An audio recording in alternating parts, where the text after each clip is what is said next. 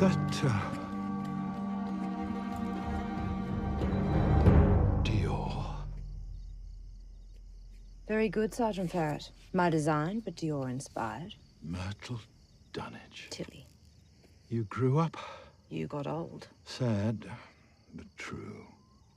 When Tilly turns up in the town, she hasn't been in the town for 20 years, if not more. She was sent away from the town when she was a 10-year-old girl. She was accused wrongfully of being responsible for the death of a school friend, well, fellow classmate. And it was a terrible thing that this town really kind of clubbed together and ostracized this little girl and sent her away, separated her from her mother. And as a consequence, her adult life and the rest of her childhood was really quite turbulent and difficult for her at times. And so she hasn't been in this town since she was 10 years old, and here she is, 30-something, and she comes back. And she's ultimately coming back to seek some level of, yes, revenge on the one hand, but also clarity, because it's so long ago that even she can't remember whether she really was responsible for this child's death or not. And it's distorted so much in her mind, and it's affected her life so much up until this point right now. So we meet her at the beginning of the story when she steps off the bus and she says, "I'm back, you bastards." And she really has come back to figure it all out and perhaps, yes, take out a little bit of revenge on those who were so awful to her as a child. Gertrude Pratt. What's the matter with you? I hear the footballers' dance is Saturday night. I could make you something. A dress can't change anything. Watch and learn, Gert. Watch and learn. I was just very taken by how different she was as a woman to anything I'd read, I think, for quite a while. She has there's a strength in her that is really unflinching and almost sort of aggressive at times, just because she has had to overcome so many challenges in her own life in order to just stay strong and be the person that she is, and to be able to do the job that she does as well as she does do it. So I really admired, I think, her very powerful sense of self. And she's vulnerable, but does a really good job of hiding it. Our genius here does make them look different. Less like themselves and more like they want to be, don't you? You just called me Tilly. When? Just then. Oh, I never. Yes, you did. And this morning, twice. Oh, liar. Oh. Sounds like this is the most important piece of clothing I'll ever own. I've never read such hilarious one-liners that come out of Judy's mouth as there are in this script, and Judy, of course, delivers them so perfectly, so precisely, and so brilliantly every single time. And for me, I have to say, I think that has been the greatest thrill of this whole experience, is that I have worked with Judy and loved every single second of it. And when she isn't here, because there are some days when she isn't on, I really miss her and I can't wait for her to come back. She's got the most fantastic stories to tell about her life and the experiences she's had working with other actors and directors, and she's such a generous actress.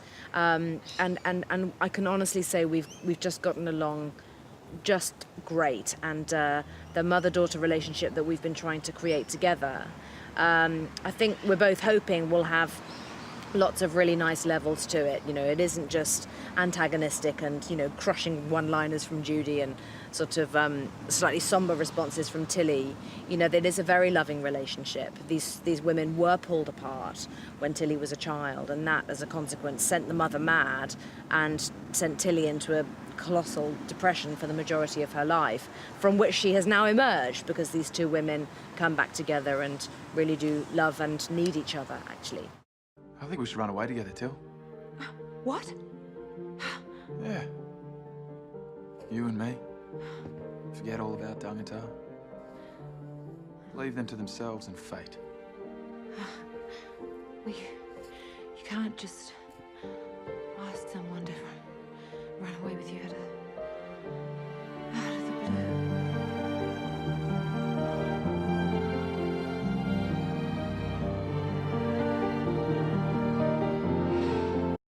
Liam rocked up and ruffled all our feathers about 2 weeks ago, bringing Teddy with him, and their relationship is it's really very, very sweet and tender. He's a sincere man. He has no airs, no graces. You know, he looks like a right scruff pot most of the time, but he's utterly genuine, and in many ways he's exactly what Tilly needs and also has never experienced in her own life. Someone who really appreciates her, really sees her for who she is, and just says it. He's a very simple man. It's a black and white world that we live in, and he's just truthful and pure. And so it's a very sweet, endearing relationship that they do have, and he does propose to her, and they really do plan to get married, and then things happen and the story changes, and it's quite surprising, the twist and the turn that happens there.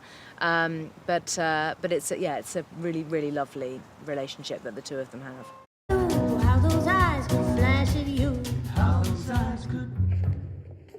Who is that?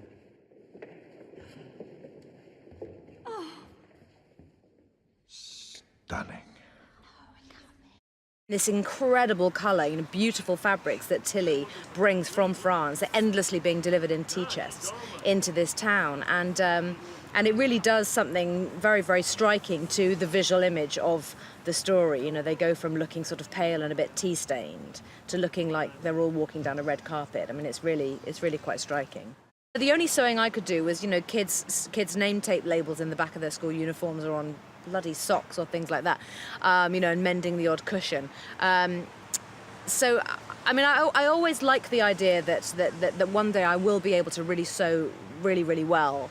And I've spent a lot of my adult life thinking, oh, this year I'm going to learn to sew. Oh, no, that didn't happen. Okay, well, this year I am really going to learn to sew. And then the next, it doesn't happen. Then, oh, no, this year I'm really going to do it. And then all I can tell you is that this year I really did learn to sew.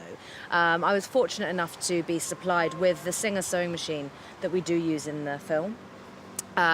Someone came and taught me to use it really, really well, and I can use it, and I know what all the little bits and fittings do, and I have really loved that side of playing this role, actually, because it's just so fun to learn something new, especially when you know that it really does add to the character, and you really do see me using the machine on film.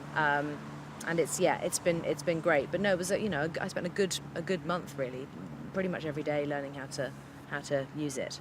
It's not easy. It's not like one of those modern things where you just push a button. It's much more technical than that.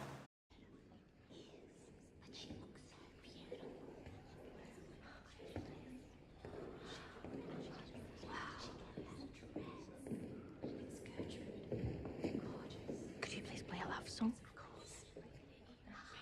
I think Jocelyn, as a director and writer of this piece, I think she loves the story so much, and whenever a director has that level of commitment and passion for the piece that they're really trying to put together, and the story that they want to tell in their very own specific way, it's always a much more enjoyable experience, and that's absolutely the case with Jocelyn. I think her excitement and her effervescence for these characters and for this town, she sort of loves everybody in it. She loves all of the characters, even the horrible ones.